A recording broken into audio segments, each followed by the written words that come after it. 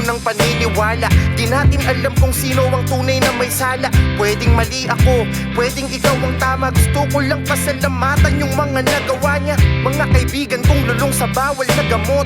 Pagpupunit di kong nagbago dahil sa takot. Silang tanasin ng lupet ng kamay na bakal.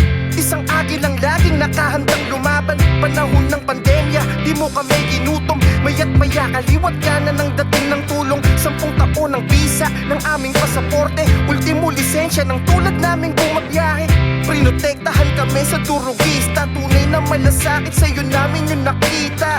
Mas pinili mong masunog sa impyerno para lang mabuhay ako sa payapang paraiso. Salamat sa katapangan mo, Digong. Salamat sa malasakit mo, kamay na bakal mo ang aming naging sandigan. Salamat sa kabutihan mo, Tatay Digong.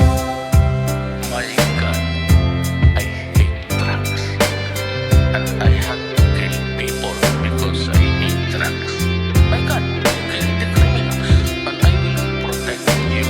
Alam kasi ng mga kriminal na ang kapalit nila, pagkatapos sila, buhay nila. Itinaas ang sahod ng pulis at mga sundalo. Nilinis ang Manila Bay na dating mabaho. Nilinis ang Boracay, nagkalat ang pabahay. Gera sa Marawi kay daming buhay ang inalay. Pagtulong sa mga bata na merong karamdaman. Tumutulong ng Patagon ang di mo nalalaman. Makakalakad ka sa iskinitang madilim, walang takot at pangamba na baka merong manakit. Isang ama na sinandala ng mga Pilipino. Isang amang matapang at walang sinisino. Isang ama na nagtiis masunog sa impyerno para lang mabuhay tayo sa payapang paraiso. Isang amang matatag at di naging mahina para sa mga Pilipinong walang disiplina. Isang ama na pinupulaan nyo sa balita pero kahit kailan di nyo siya sa amin masisira.